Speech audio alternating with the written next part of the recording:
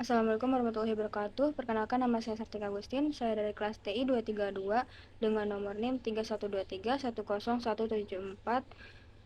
Di video kali ini saya ingin menjelaskan tentang negara dan konstitusinya. Video ini saya buat untuk mengerjakan soal UAS di pelajaran PKN dengan dosen pengampu Bapak Sugeng Budi Raharjo, ST MM. Sebelum ke pembahasannya, terdapat 4 poin penting atau agenda bahasan yang akan saya bahas di video kali ini.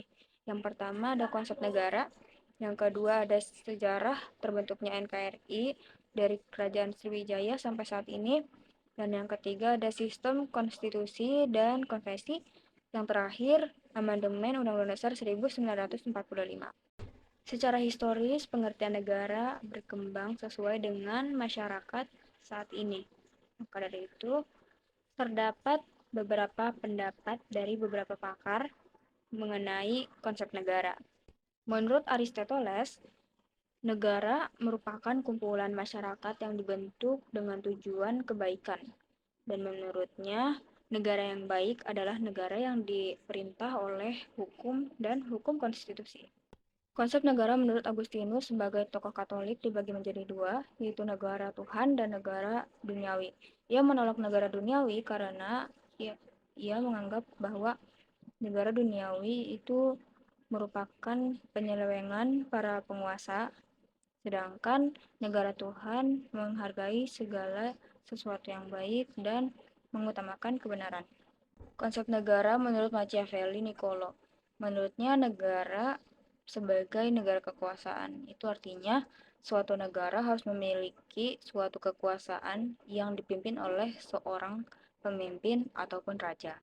Konsep negara menurut Hobbes, Locke, dan Rousseau. Mereka berpendapat bahwa suatu negara merupakan badan atau organisasi yang dibentuk dalam perjanjian masyarakat secara bersama.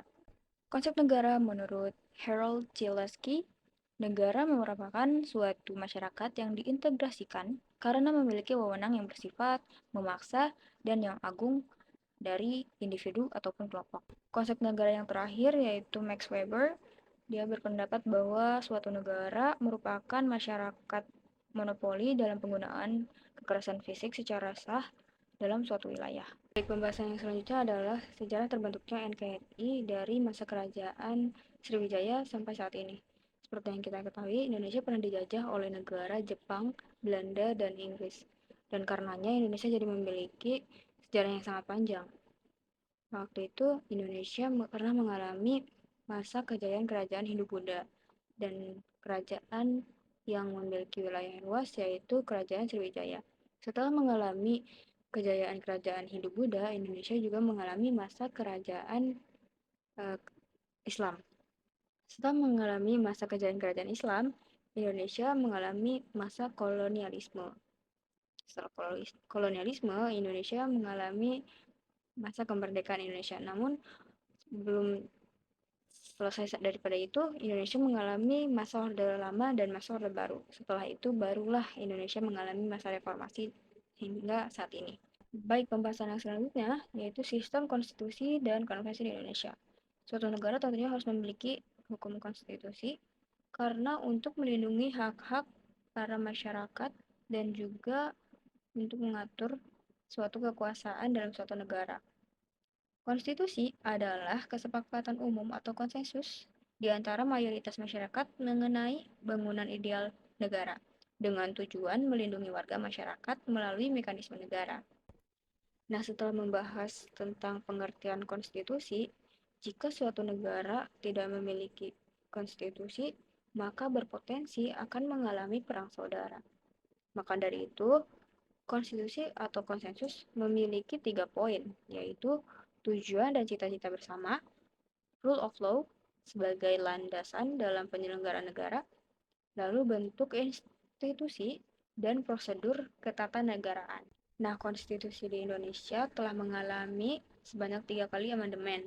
Yang pertama pada tahun 1993 pada amandemen terhadap pasal 9 Undang-Undang Dasar. Yang kedua pada tahun 2000, yang ketiga pada tahun 2001, dan yang keempat pada tahun 2000. Di Indonesia terdapat dua hukum, yaitu ada hukum tertulis dan hukum tidak tertulis. Untuk hukum tertulis itu contohnya kayak Undang-Undang Dasar 1945. Kalau hukum tidak tertulis itu contohnya kayak kebiasaan yang dilakukan oleh masyarakat seperti toleransi terhadap sesama, menghargai hak orang lain, seperti itu. Baik, pembahasan yang terakhir adalah amandemen Undang-Undang Dasar 1945. Sistem pemerintahan hasil amandemen pada tahun 2002. Yang pertama, sistem pemerintahan berdasarkan hukum. Negara berdasarkan hukum berdasar pada kegunaan dan landasan. Artinya, dalam setiap pengambilan keputusan, pemerintah mempertimbangkan dua aspek tersebut. Selanjutnya ada sistem konstitusional. Kekuasaan tidak bersifat absolut atau tidak terbatas. Amandemen yang selanjutnya, kekuasaan tertinggi berada di tangan rakyat dalam format MPR, lalu MPR menetapkan GBHN, juga mengangkat kepala negara dan wakil kepala negara. Majelis pemegang kekuatan tertinggi, Presiden wajib mengikuti haluan negara. Lalu selanjutnya ada Presiden penyelenggara tertinggi di samping MPR dan DPR. Hasil amandemen, Presiden sebagai mandataris, MPR diubah menjadi Presiden dipilih langsung oleh rakyat. Selanjutnya, Menteri menjadi pembantu Presiden dan Menteri tidak bertanggung jawab atas DPR.